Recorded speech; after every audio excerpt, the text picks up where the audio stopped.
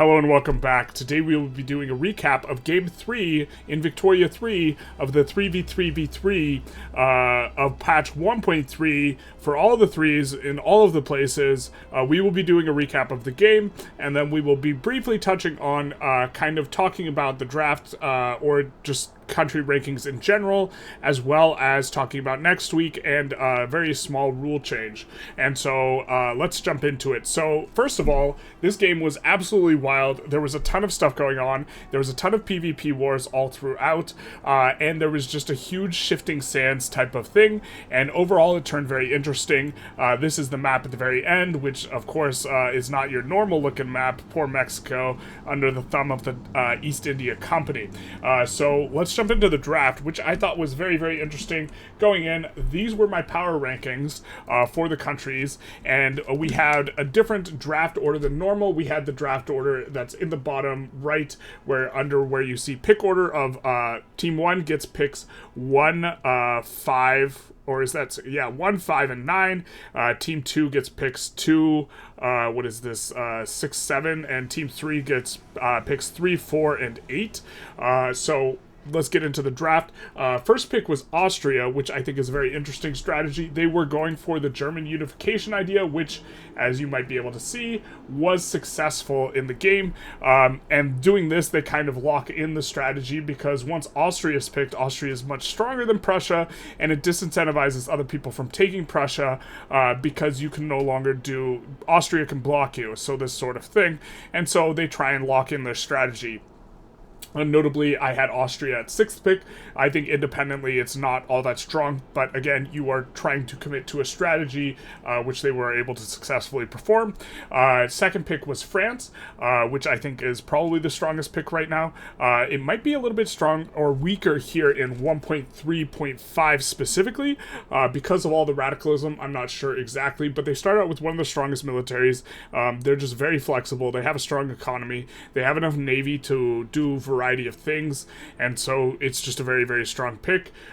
Next up, Team 3 took on Russia and the USA, which I think is a really nice pairing, because Russia has more European pops than anyone else, and USA can kind of receive European pops if you can find a way to get them in a market together. But also, the United States has skirmish infantry and a lot of good tech, and Russia has a bunch of growth potential because they have a lot of pops, but they don't have as good tech and laws, and so this forms a pretty balanced block for Team 3 here. Then we had Team 1 back again, which picked Prussia, as the 5th pick, which I thought was a bit aggressive, and so they lock in their Austria-Prussia strategy. Then we had Team 2. With this fully available, they drafted the UK and the East India Company, which is pretty strong. Noticeably, they released the East India Company on day 1. They did this so that they could actually dominion Mexico on day 1. More on that later, but we are noticing a trend. No one's picking up Qing. Finally, we have Team 3 fill out the rest of their team. Right, Team 3 had Russia, USA. They picked up Spain, which is... as far as rankings, we have it at 9th pick. And then finally, Team 1, they could have picked up Great Qing for Austria, Prussia, Great Qing, but instead they picked the Ottoman Empire. Now, the person who was playing the Ottoman Empire said that they basically only play the Ottomans, and so to some degree it makes sense. But the biggest, shocker here is no one drafted China. China has won both of the previous games when it was drafted. Is the only team with is the only country with 100% win rate, and nobody picked it because everyone was spooked that this would happen. Here, let's jump back into just seeing alone. Everyone was spooked that China would get carved up at the very start. China, under the hands of the AI, has actually grown 5 million GDP in total, but they did get carved up at the beginning. Everyone was afraid, I think, that they would get carved up if they picked Great Qing, or they said that it wasn't interesting, or this sort of thing. You have huge GDP growth potential, but everyone shied away from it, even though the game is scored based on GDP growth. And so this was a very, very interesting draft, which led to a very, very interesting game, where the opening of the game was France took Beijing and Shaanxi. You'll notice they don't have it now.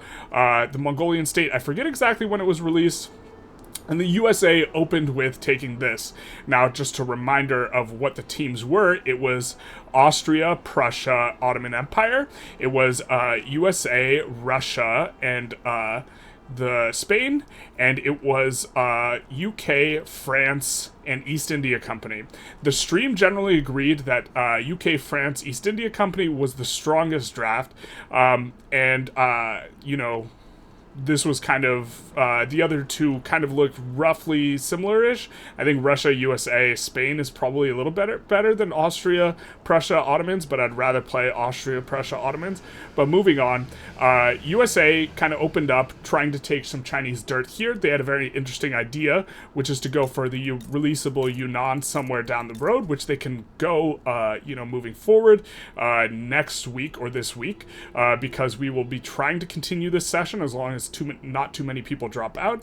And this was their opening strategy. And then seeing this, UK decided to release the East India Company with the idea of puppeting Mexico, because you have to release them first, because otherwise you're just a minor power with the East India Company.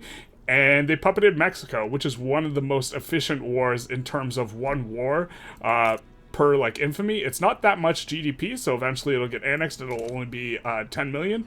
Just as a frame of reference, probably the highest GDP state is around 9 million just by itself. And so this is kind of why everyone was going for the Chinese provinces. Also notably, the provinces that USA took is worth about 10 million, so I think it's pretty fine. Wow, they're incorporating? Wowza. Okay, that's a lot of bureaucracy, but fair enough. It's an incorporation is undergoing. And so this was the opening. And then the strategies of the teams kind of became apparent. France, UK, East India Company all decided we're going to take the high infamy route. And this is why the game was so wild, because there was just a ton of infamy collection on all the teams. Notably, the UK has a lot of infamy still, and Russia has a lot of infamy, this type of thing. Also, at the very start, Russia released a bunch of countries, which was a bit bemusing. I think they regretted the decision later, but they released Ukraine, Poland, and Lithuania, which the idea was to create a buffer, and they thought that the Austria and Prussia were going to gang up on them, but that didn't really seem to be the case. And so Russia got weakened, and then they annexed it back, which is why Russia has, 500 infamy, but it doesn't look like quite all that much. Although, to be fair, this is a little bit deceiving.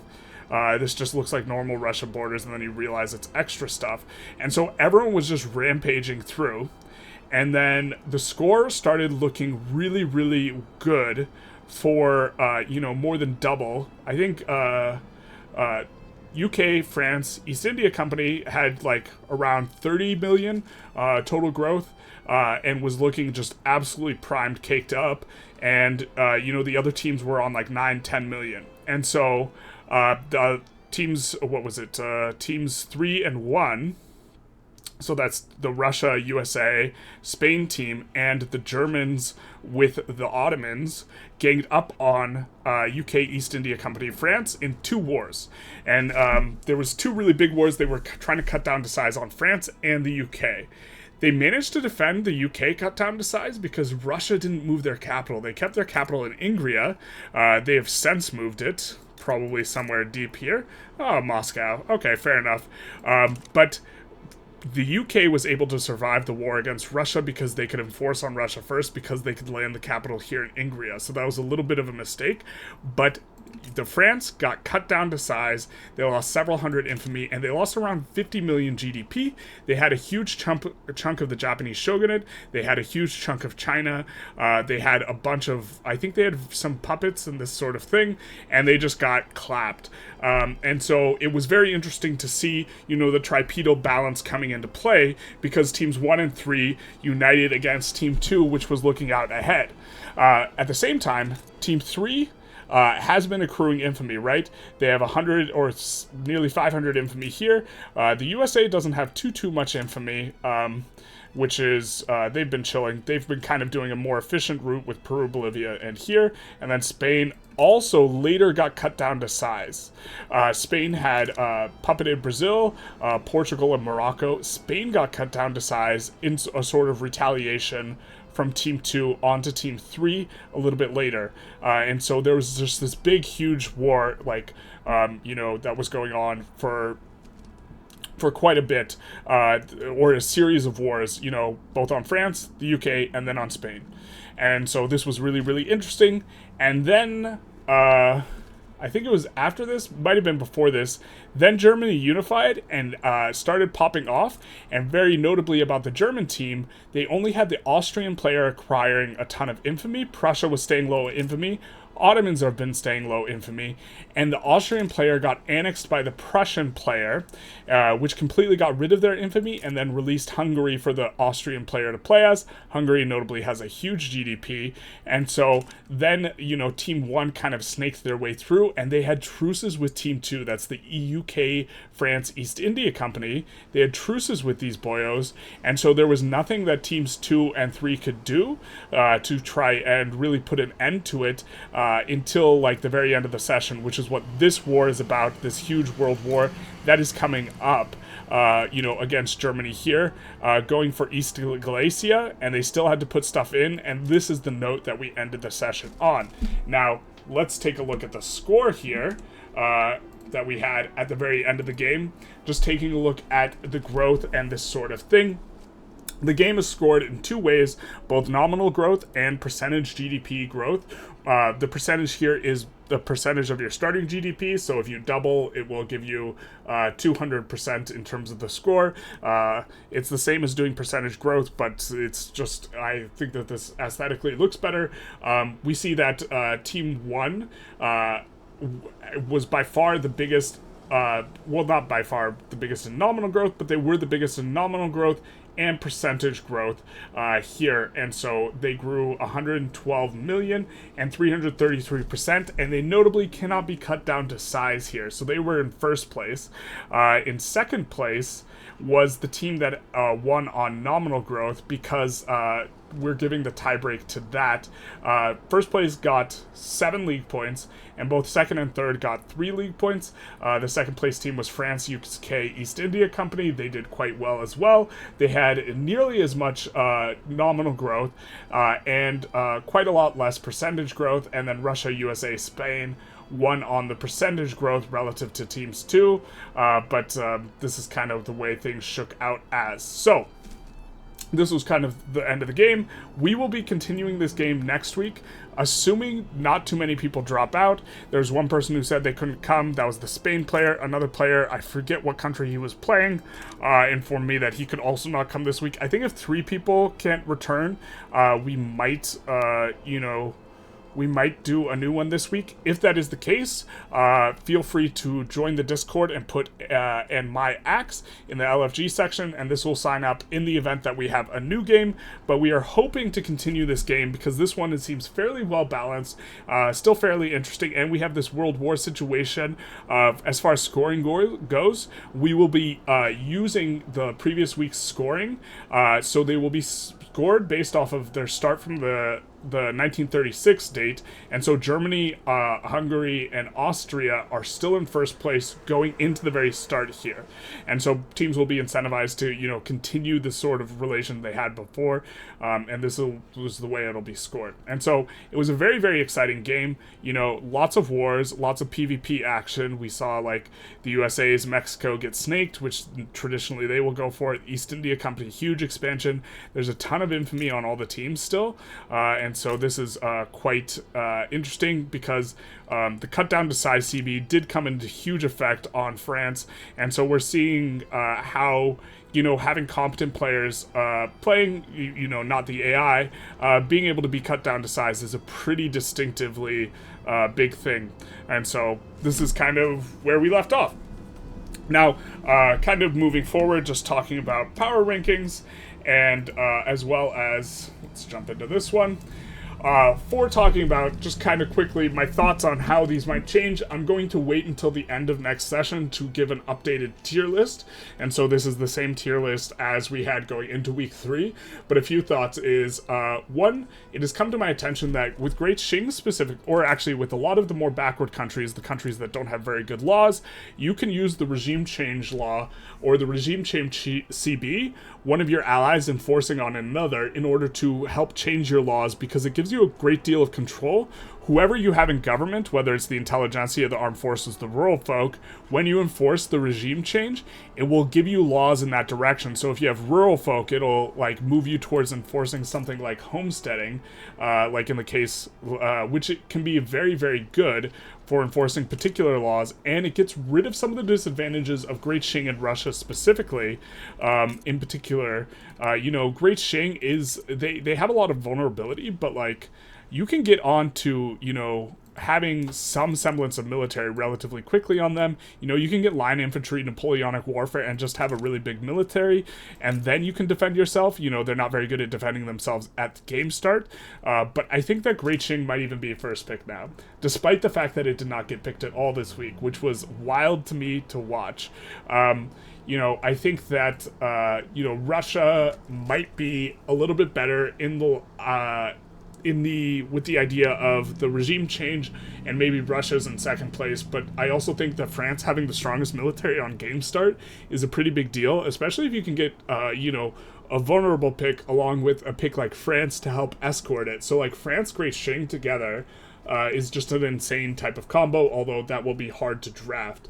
I was talking to some players and they seem to think that UK France was stronger than France and Qing, and I humbly disagree.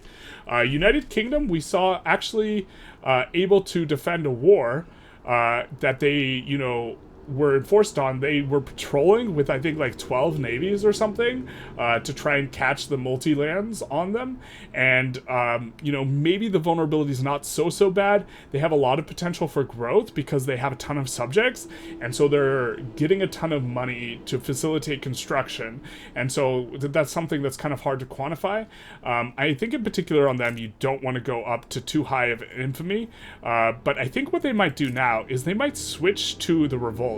So right now they have around 300 infamy, and they are allowed to switch sides. So they might switch to the religious revolt, which has 0 infamy, so they can't be cut down to size later.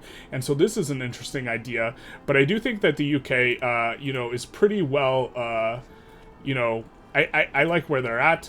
The USA in particular looks really strong with the regime change idea because they are pretty good for regime changing other people.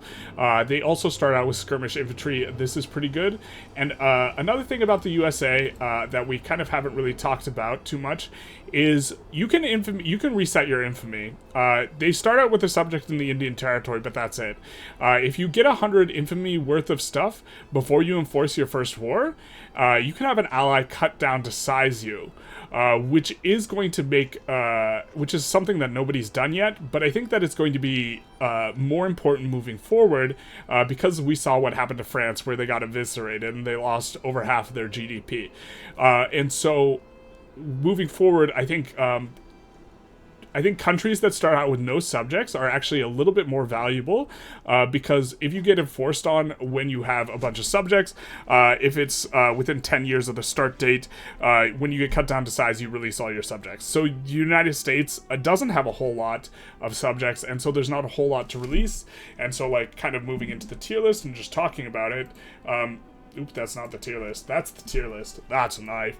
The USA in particular doesn't have a lot of subjects. Great Qing doesn't have too many subjects. France doesn't have too many subjects. But I think France is good.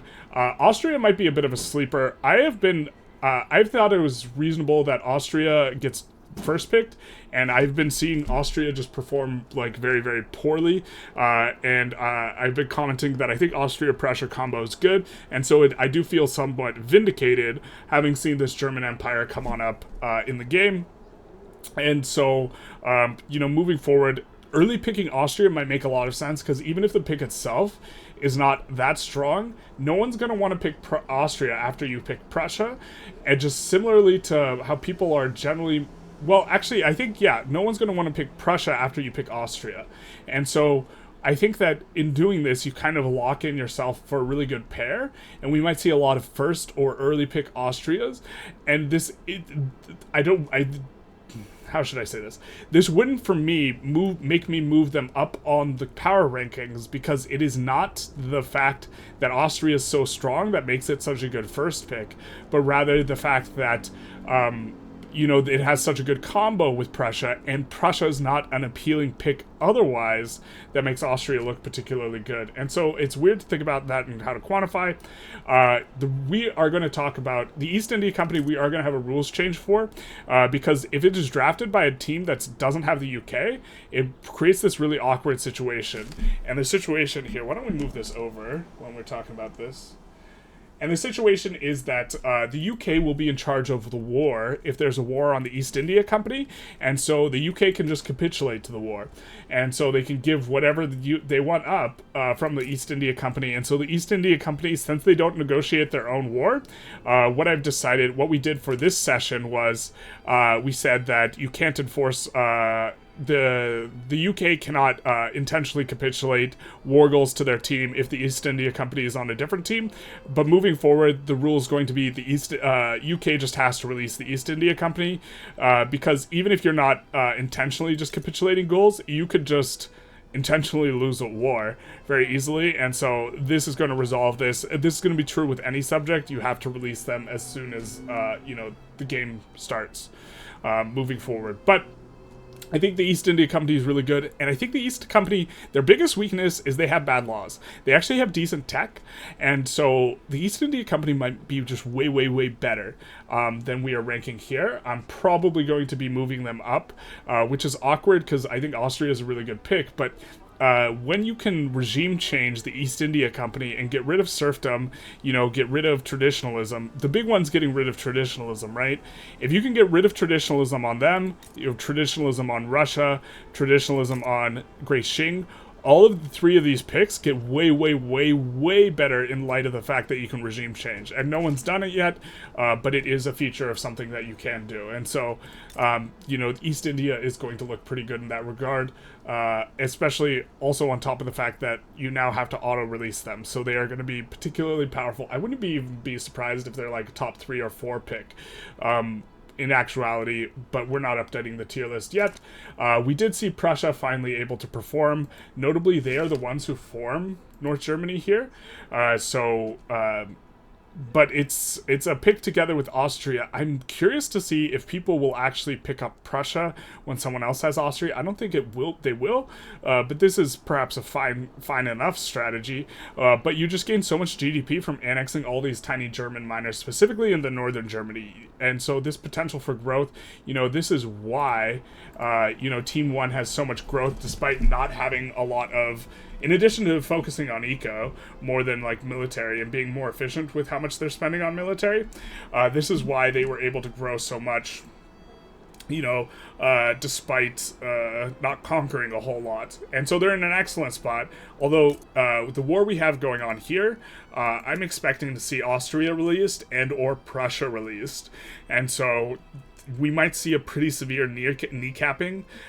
Notably, the capital is in Bavaria here. If it had been moved to Austria, then they would not be allowed to release Austria, but since it's in Bavaria, Austria can be released, so this is potentially an uncomfortable situation. Also, I think Team 1 probably should have taken something other than Hungary to release their other player into, whether it's taking all of Italy or taking all of Korea or Japan. That way they could release with the same laws and tech. But okay. This is, we saw the Ottomans do extremely well in this one. They, more than tripled their GDP throughout the game without receiving too much assistance from other players, which makes the Ottomans look a lot better. This player actually got the award for the Generalist point, the discretionary point for, for the league points. And so, yeah, this is good. I think, Belgium might be particularly good because they start out with good tech and laws for some weird strategies, especially regime changing. But I'm not expecting to see them. And Sweden's probably, I mean, the ones that really improve off the back of, the 9 and later seeds that really, I think, get a lot better are the ones that maybe don't have traditionalism, or that maybe have traditionalism because you can regime change it out of your team. So maybe the Shogunate's good, although the Shogunate's probably easy to land and enforce on. So we'll see. But this has kind of just been a summary, a recap of, what's been going on, how we're thinking of the changes of the picks, the rules change of the East India Company. Also implemented this last week was a rules change where PvP, you have to go down to speed 3, which was pretty nice. And it seemed to help for the performance. We didn't crash that much, so that was pretty good. You can tune in this next upcoming Saturday at 9:30 a.m. PST to see what I hope is a continuation of this game, because this game is still pretty close. This is let's pull up the current state of affairs. This is the scores as they are now. Now, the Spain player had to leave, and I've told the person who is filling in for the Spain player they can pick any country they want that's available, and they might pick Great Qing. I don't think they've let me know yet, or they did let me know. I think they're picking Great Qing. I have to double confirm with them, but I got to let the rest of the teams know, but this is the idea. And another person is out, and we might give them an opportunity to repick their pick, this sort of thing. But expecting to see this game continue this Saturday, which will be exciting as we go into another session. We got 16 years. If we can get, 35 years total, that'll be really neat, I think, because things are going to continue to change. And we might see, an unshuffling of these powers that are really strong, like Germany might get, picked apart here if Prussia and Austria get released. That's super bad for the German team. Russia can get cut down to size out of Team 3, and Team 1 still has East India and UK cut down to sizable. And so, there's a lot going on, and this can go a lot of different ways, but I really love how the tripedal balance seems to be coming into effect, where the second and third place teams will generally go after the first place team. Anyways, I hope you enjoyed. Feel free to like, comment, subscribe, and or tune in this Saturday. And other than that, have a good day.